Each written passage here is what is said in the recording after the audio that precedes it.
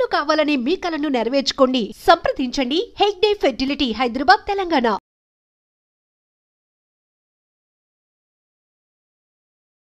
Welcome to అడ్రీమ్. కాశ్మీర్ లో జరిగిన ఘటన మరోసారి రిపీట్ కాకుండా ఉండాలంటే ఏం చేయాలి, అక్కడ పర్యాటకులకు భద్రత కావాలంటే ఆర్మీ ఏం చేయాలి అనే విషయం మనతో మాట్లాడడానికి మాజీ ఆర్మీ అధికారి ఎస్పీఎస్ ఓబ్రాయ్ గారు ప్రస్తుతం మనతో లైవ్ లో ఉన్నారు. ఆయన అడిగి చాలా క్లారిటీగా తీసుకుంది. సార్ నమస్తే అండి. నమస్తే సార్. సార్, నిన్న జరిగిన ఘటన చూస్తుంటే టూరిస్టు అన్నది కాశ్మీర్ వెళ్ళడానికి భయపడే సంఘటన కనిపిస్తుందండి. అసలు కాశ్మీరే డిపెండ్ అయ్యిందంతా కూడా టూరిస్టుల మీద. అటువంటి టూరిస్టులకి రక్షణ లేకపోతే ఇంకా అక్కడ ఎవరు సామాన్య కూడా బతికే పరిస్థితి కనిపించట్లేదు. నిన్న జరిగిన ఘటనలు 26 మంది ప్రాణాలు కోల్పోవడం, పేరు పెట్టి మరీ కాల్చడం, అదేవిధంగా ఇంజూర్ అని 20 మంది ఉన్నారు. ఈ సంఘటన రిపీట్ కాకుండా ఉంటే ఏం చేయాలి? పర్టికులర్ గా పెహల్గామ్ గానీ, పుల్వామా డిస్ట్రిక్ట్ లో ఇటువంటి సాంబా సెక్టర్ ఈ ప్రాంతంలో ఎక్కువగా అవ్వడానికి ప్రధాన కారణం ఏంటి? ఈ సంఘటన రిపీట్ కాకుండా ఉండాలంటే ఆర్మీ ఏం చేయాలండి? సార్, ఫస్ట్ ఆఫ్ ఆల్ జరిగింది it is very unfortunate sir. అది జరగకుండా ఉండాల్సింది. ఏం జరిగింది దానికన్నా ఇప్పుడు ఎందుకు జరిగింది దాని మీద కొంచెం మనం ఆలోచించాలి సార్. శాస్త్రవేత్తలు కానీ, డిఫెన్స్ ఎక్స్పర్ట్స్ కానీ, April, May, June, July these are the tourist peak seasons in Jammu and Kashmir sir.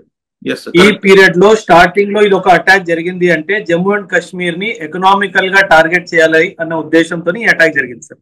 So that the tourism falls. Because in fact personally speaking sir, నేను కూడా జేఎన్కే వెళ్దాం మేలో అని అనుకున్నాను సార్. ఇప్పుడు నేనేం చేస్తాను, బికాజ్ ఇలాంటి సంఘటనలు జరిగితే నేను నా సేఫ్టీకి ప్రయారిటీ ఇస్తాను కాబట్టి నేను ఇది డ్రాప్ చేసుకుంటాను.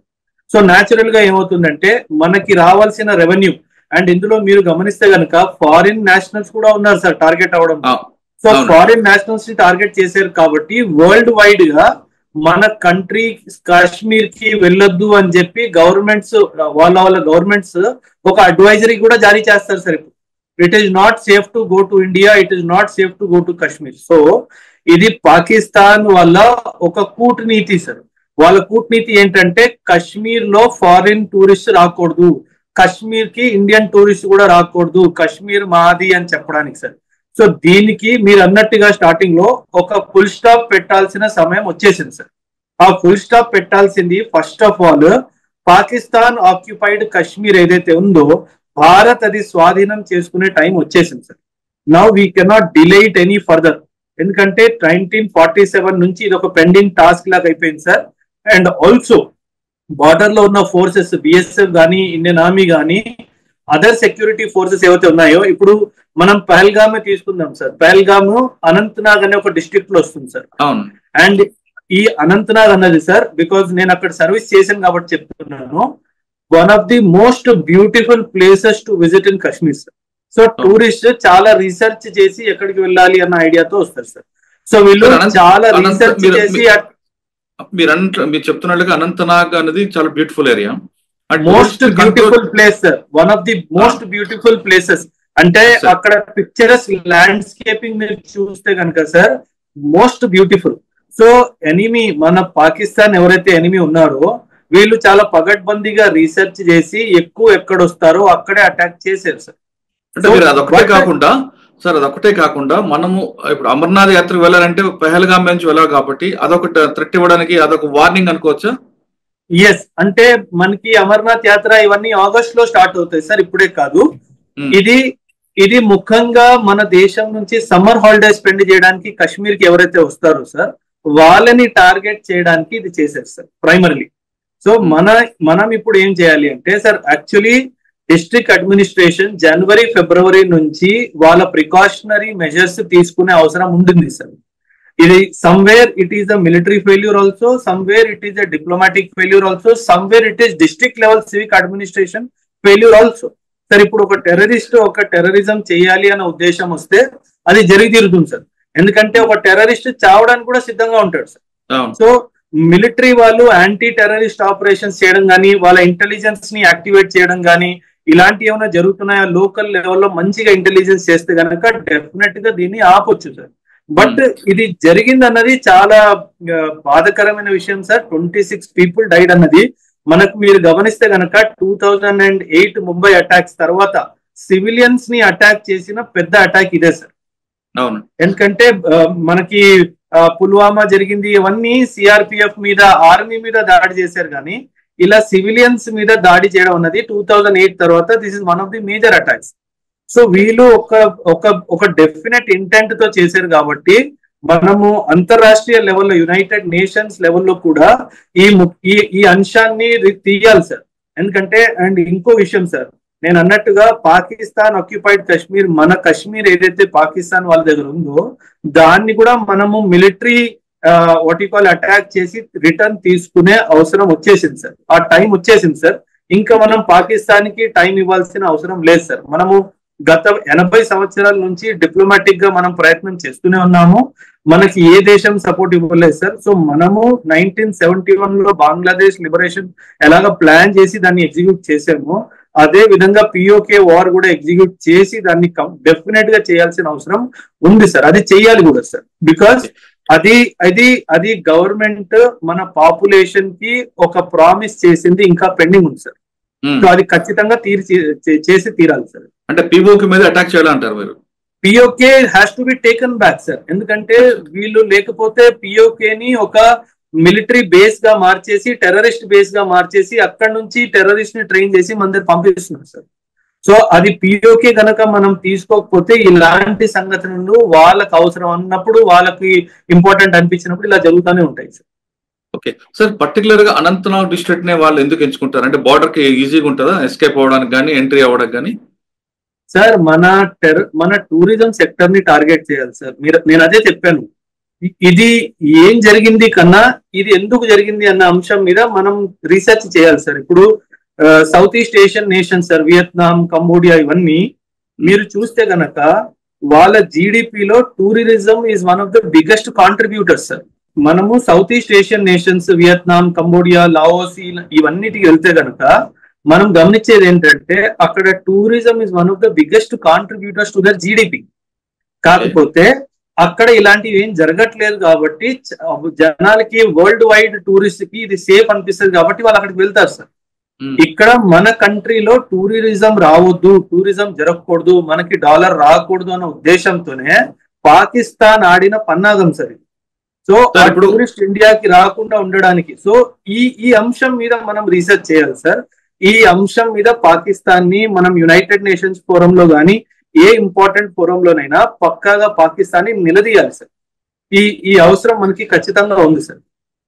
సార్ ఇప్పుడు మీరు చెప్తున్న టూరిజం మీద డిపెండ్ అయిన కాశ్మీర్, ఇక్కడ మన టూరిజం డెవలప్ కాకూడదని కొడుతుంది పాకిస్తాన్. కానీ కాశ్మీర్ లో ఉన్న పబ్లిక్ ఎందుకంటే దాన్ని సీరియస్ గా తీసుకోరు? దాని మీద డిపెండ్ అయ్యేది వాళ్ళే కదా. ఇక్కడ ఆర్మీ కానీ, పొలిటిక్ జేఎండ్కే పోలీస్ కానీ కాకుండా కాశ్మీర్ పబ్లికే దీన్ని యాంటీగా తీసుకొని వాళ్ళు దీన్ని కంట్రోల్ అయ్యే అవకాశం లేదు సార్. టెర్రరిస్ట్ ని కామన్ పబ్లిక్ హ్యాండిల్ చేయలేదు సార్.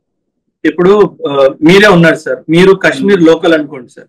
మీరు కాశ్మీర్ లోకల్, మీరు రాత్రి మీ పిల్లలతో, మీ ఫ్యామిలీతో ఇంట్లో పడుకొని ఉన్నారు సార్. సడన్ గా ఎవరో వచ్చి తలుపు కొట్టారు సార్, మీరు తలుపు తీశారు. ఒక 10 మంది టెర్రరిస్టులు ఫోర్స్ఫుల్ గా మీ ఇంట్లో లోపలికి వచ్చేసారు సార్. మీరు ఏం చేయగలరు సార్? ఏం చేయలేదు. So common man is also equally victim of terrorism sir. మనం కామన్ మ్యాన్ ని టెర్రరిస్ట్ తో కలపడానికి వీల్లేదు సార్. బికాస్ ఎందుకంటే ఇప్పుడు అక్కడ టూరిజం జరగలేదు అనుకోండి సార్, దాని ప్రైస్ ఎవరు పే చేస్తాడు? కామన్ మ్యాన్ పే చేస్తాడు. So our economy is a collective achievement of common man sir. మీరు చెప్పింది కరెక్టే ఉంది, కానీ శ్రీనగర్ లో ఎక్కువ శాతం ఉన్నది వాళ్ళ కమ్యూనిటీ కాబట్టి వాళ్ళు ఫైనాన్షియల్ గా వీక్ అవుతారు కదా వాళ్ళ కమ్యూనిటీ వాళ్ళే. సార్ మీరు 2-3 విషయాలు సార్. కమ్యూనిటీ డైమెన్షన్ ని పక్కన పెడితే ఇది ఎవరు చేశారు? పాకిస్తాన్ చేశాడు sir. Is Pakistan bothered about Indian Muslim? Are you trying to make that statement? It is wrong. He is not at all bothered sir. He is not at all bothered about Muslims. ఇప్పుడు sir చైనాలో Uyghur Muslims ని పట్టుకొని మరీ చంపేస్తున్నారు sir. That Pakistan in any international forum ఎప్పుడైనా నోరు తెరిచి చైనాలో ముస్లిమ్స్ మీద దాడి జరుగుతుందని చెప్పాడా సార్? లేదు. ఆ చెప్పే ధైర్యం లేదు కాబట్టి. So Pakistan is not bothered about Muslims sir. ఇది మీరు మైండ్ నుంచి తీసేయండి. మీరు కానీ Pakistan bothered about Indian Muslims. They are only they are not at all bothered about Indian Muslims also. They only want India not to develop. వాళ్ళ clarity ఒకటే sir, ఎందుకంటే ఆర్థికంగా ఇండియా పాకిస్తాన్ ని ఎప్పుడో దాటేసింది సార్. సో వాళ్ళకి ఏంటంటే మనము ఇండియాని ఆర్థిక అభివృద్ధి నుంచి ఎలా ఆపాలి, టెర్రరిజం వాడాలి, ఎక్కడ వాడగలుగుతాము, ఇండియాలో ఎక్కడైనా వాడాలి. ఇప్పుడు మీరు ముంబై అన్నారు సార్, ముంబై 2008 అటాక్ జరిగింది 2008 లో. ఆ 2008 నుంచి 2014 వరకు నెక్స్ట్ 6 years ముంబై టూరిజం చాలా ఘోరంగా పడిపోయింది సార్. నౌ ఇప్పుడు ఇది 6 years పడిపోయింది అన్న విషయం కామన్ మ్యాన్ కి అర్థం కాదు సార్, బట్ ఎకానమీ శాస్త్రవేత్తలకు అది అర్థమవుతుంది. సో అదే విధంగా ఇప్పుడు జేఎండ్కేని యూనియన్ టెరిటరీ చేసేసి ఇదంతా చేశారు కదా సార్. సో ఇప్పుడు అక్కడ పాకిస్తాన్ ఏంటంటే అక్కడ అభివృద్ధి లేదు, డెవలప్మెంట్ లేదు, అక్కడ టెర్రరిజమే ఉంది అని కామన్ మ్యాన్ మైండ్ ని కరప్ట్ చేయాలి అన్న ఉద్దేశంతో, మన టూరిస్ట్ ని టార్గెట్ చేయాలి అనే ఉద్దేశంతో, మన టూరిజం సెక్టర్ ని టార్గెట్ చేయాలి అనే ఉద్దేశంతో మాత్రమే ఈ దాడి జరిపించింది. ఓకే సార్, దీని ఫైనల్ మీరేమంటారు చెప్పండి. అంటే ఇప్పుడు దీనికి రిటాలియేషన్ గా కూడా ఆర్మీ ఏదో చేయబోతుంది, దానికి మన కౌంటర్ గా డెఫినెట్ గా చేయాలి సార్. దీన్ని రిటాలియేట్ చేయాలి. కాంబింగ్ ఆపరేషన్స్ అంటారు సార్ ఆర్మీ లాంగ్వేజ్ లో. కాంబింగ్ ఆపరేషన్స్ అంటారు. అంటే ఎంతమంది వచ్చారు, వాళ్ళు ఇప్పుడు ఎక్కడ ఉన్నారు, అందులో వాళ్ళు ఉన్నారా, రిటర్న్ వెళ్ళిపోయారా, ఇదంతా ఏరియానంతా కార్డన్ చేయాలి సార్. కార్డనింగ్ అంటారు. కార్డన్ ఎస్టాబ్లిష్ చేసి ప్రతి విలేజ్ లో ప్రతి ఇంటిని వీళ్ళు సెర్చ్ చేస్తారు sir. So this will take time. ఇది 1 వారం నుంచి 10 రోజులైనా తీసుకుంటారు సార్. కాకపోతే ఖచ్చితంగా వచ్చిన వాడు దొరుకుతాడు అన్న నమ్మకం అయితే నాకుంది సార్. ఎందుకంటే కాంబింగ్ ఆపరేషన్స్ లో ప్రతి ఇంటిని, ప్రతి వీధిని, ప్రతిదీ చెక్ చేస్తారు కాబట్టి డెఫినెట్ గా దొరికే అవకాశం ఉంది సార్. కాకపోతే నౌ ది ఇంటెన్షన్ ఈస్, ఇది ఎందుకు జరిగింది అంటే మిలిటరీ ఫెయిల్యూర్ ఎక్కడుంది దాని మీద కూడా మనం రీసెర్చ్ చేయాల్సిన అవసరం ఉంది సార్. మిలిటరీ ఇంటెలిజెన్స్ వాడి అసలు మనకి ఇంటెలిజెన్స్ ఫెయిల్యూర్ ఎక్కడైంది, ఇంతమంది రావడం, 26 మందిని చంపడము, ఎంతమంది వచ్చారు, వీళ్ళు ఎప్పుడు ఇండియాలోకి వచ్చారు, వీళ్ళు ఇండియాలో ఉండే వాళ్ళేనా, ముందే వచ్చారా, స్లీపర్ సెల్ గా ఆపరేట్ చేస్తూ ఇప్పుడు యాక్టివేట్ అయ్యారా, ఇవి అదంతా రీసెర్చ్ చేయాల్సిన అవసరం ఇమీడియట్ గా ఉంది సార్. అండ్ నేను చెప్పినట్టు అంతర్జాతీయ స్థాయిలో కూడా డెఫినెట్ గా ప్రతి ప్లాట్ఫామ్ లో India should talk about Pakistan and Pakistan's ill intentions against India. Okay, అంటే ఇది కాకుండా మీరు చెప్తున్నట్టుగా మనం పిఓకే మీద కూడా అటాక్ చేస్తే, మనకు లాస్ట్ టైం సర్జికల్ స్ట్రైక్ లా చేస్తే ఏమైనా ఇంపాక్ట్ ఉంటుంది అంటారు? చెయ్యాలి. 100% పిఓకేని మనం భారత్ లో ఇంటిగ్రేట్ చేసుకునే టైం వచ్చేసింది సార్. అది చెయ్యాలి. ఇప్పుడు కాకపోతే మనం ఇంకెప్పుడు చేయలేము సార్. ఎందుకంటే ఇది ఇంత భారీ స్థాయిలో 26 మందిని చంపేయడం అంటే it is not a joke sir. It is not at all a joke. So definite గా భారత ప్రభుత్వం, మీరు చూసే ఉంటారు, నిన్న భారత ప్రధాని గారు మన జయశంకర్ గారితో కానీ అజిత్ దోవల్ గారితో కానీ పెద్ద మీటింగ్ జరిగింది. There is something known as cabinet committee on security. Cabinet స్థాయిలో ఇది చాలా సీక్రెట్ మీటింగ్ జరిగింది.